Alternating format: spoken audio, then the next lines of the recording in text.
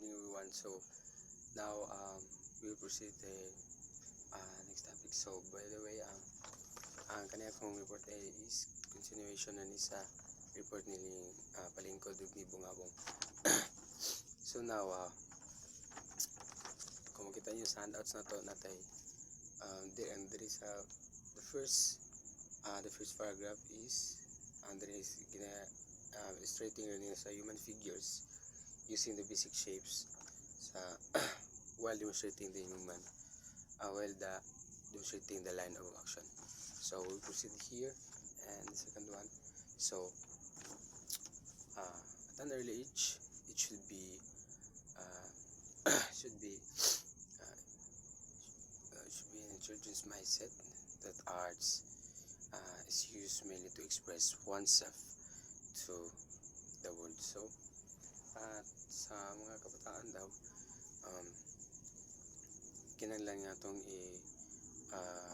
kumbaga atong ibala sa mga kinahanglan atong i-encourage or atong itudlog sa mga children's dapat ang ilang mindset is mindset that that arts is used mainly to express oneself, and also ma-appreciate nila when we talk about the art appreciation. So, and also they should learn that art is something personal no matter how it is represented, and therefore can be subjective. So once their values about their own art is solidified, so then they can observe the work of the masters and other communications, other communities to get informations, inspirations rather. So by this time, they are able to understand that these works are also expression of other artists and culture. So that these are personal and their expressions of themselves as well.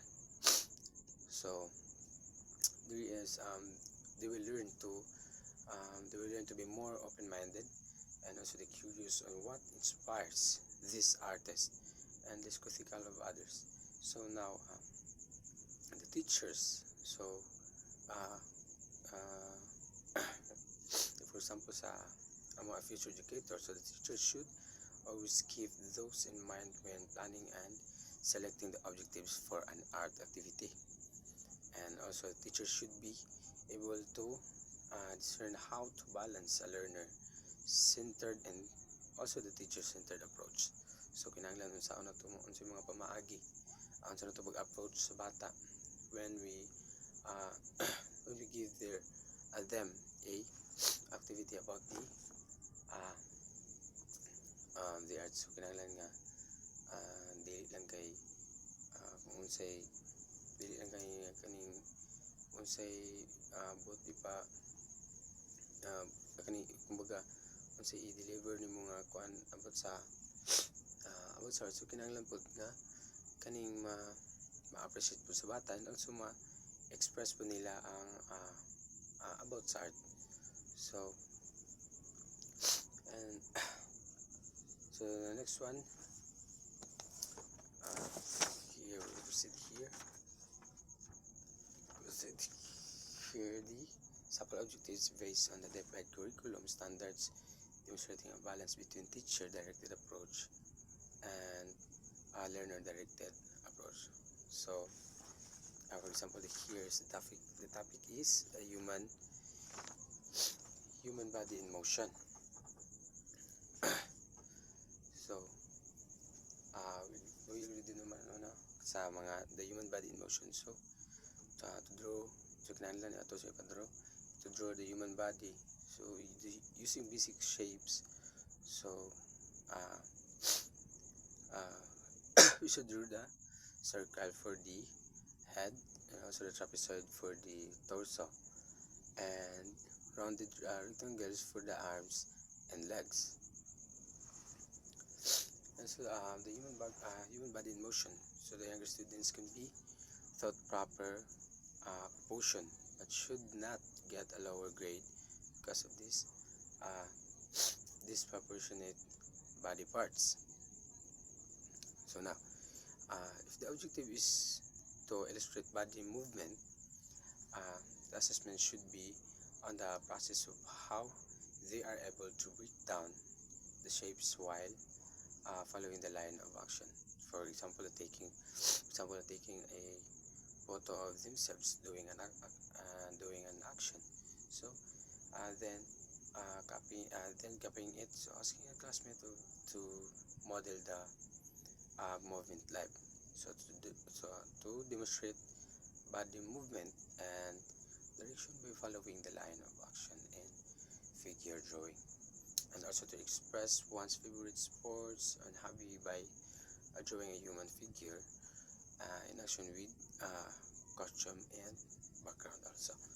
So now to traditional weaving design and textile patterns, to make 3 studies of different patterns using the following lines and shapes.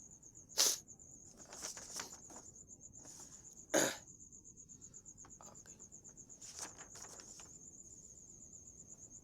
so now we will proceed the traditional weaving design and textile patterns. So what is the traditional weaving? So traditional weaving is a craft that involves interlacing threads to create fabric, and also typically done by hand or on simple looms. It has been a practice for thousands of years by various cultures around the world and often passed down through generations. So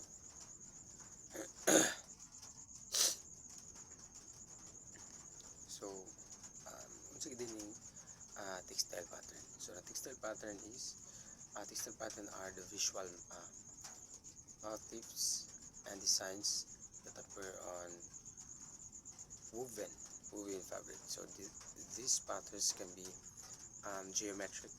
First one, we have the geometric, like stripes, chicks, or diamonds. The second one, we have a figurative. So figurative, we have the animals, humans, and also the plants.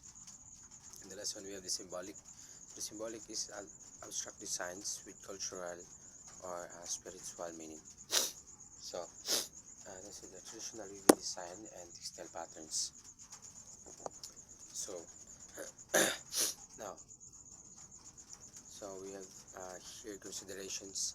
So this kind of project is recommended toward the end of the quarter or semester, wherein students have already acquired the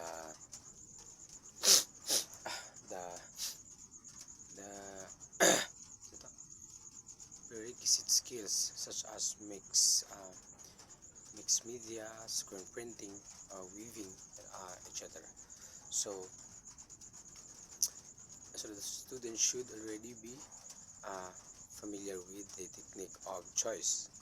And also the other items such as skateboard and laptop case can be included if the student suggests.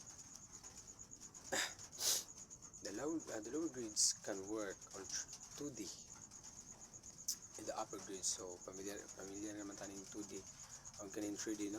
So the lower grades can work on 2D and the upper grades can work on 3D.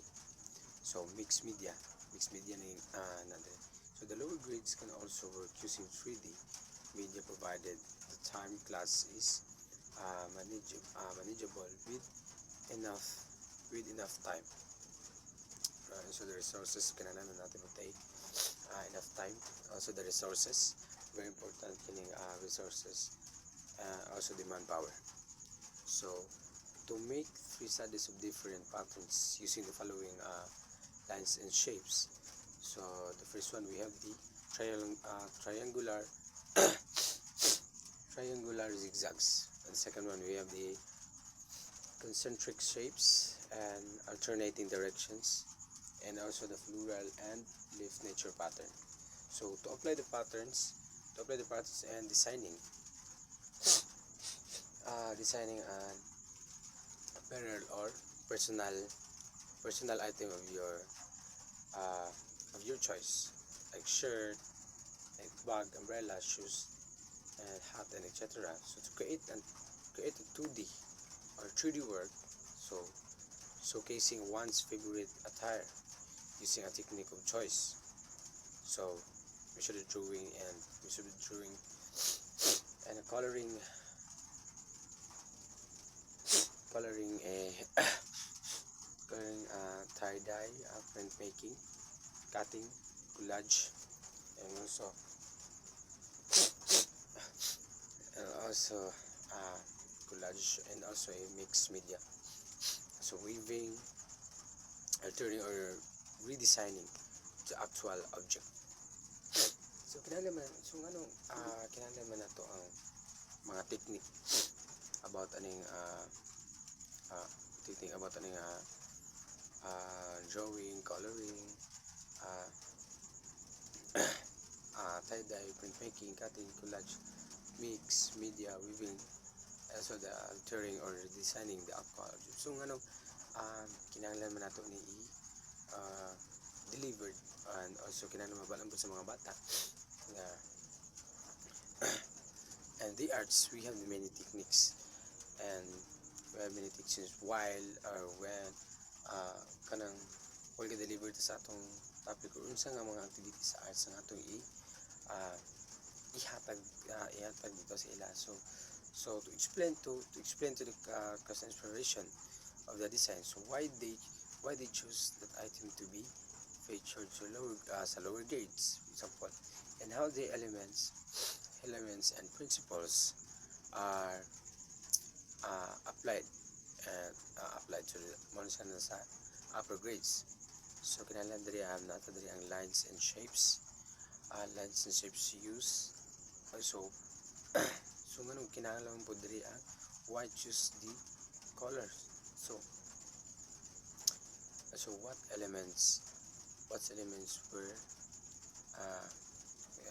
kana bitong to show the to show the patterns, and also the title of the work, and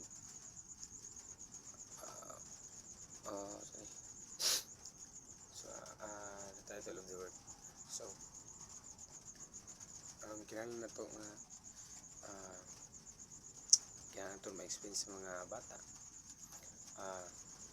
the inspiration of the design, no? So especially sa mga lower grades, at also naman sa upper grades. So kinahanglan makita ilang mabalaan ang pamaagi and also these techniques while working the artworks. So kinahanglan nga mabalaan sa kung kinahanglan nga mabalaan sa mga bata ang mga technique and strategy to make a artwork. So para pud ma-express po nila ang one's favorites, ma-express po nila ang ilang kinabuhat, and also pag sa ilang work, nindot ilang work, so di nila ma-appreciate nila ilang works, also until nga ganahan sila magbuhat og mga artworks or the art activity. So sa ako magiging po ganina sa an early age, so it should be kanabitang kuha gid sa mindset sa bata na unsay gamit ani art, unsa ka importante sa ila. So kinahanglan ma-express nila, no? Express oneself to the world. Also naman too, they should learn that art is something personal, no matter how it is presented, and therefore also can be subjective. So once their value about the their own art and solidified. So they can observe the work of these works are also the expressions of the other, no? Sa mga artists, like sa mga culture, uh, sa mga culture ginadrawing na to, mga culture na itong mga panamit sa mga culture na to, especially sa mga tribes, kinahanglan na to. So kinahanglan pag nga they will learn to be more open-minded and also curious on what inspires these artists, and also endless critical of others.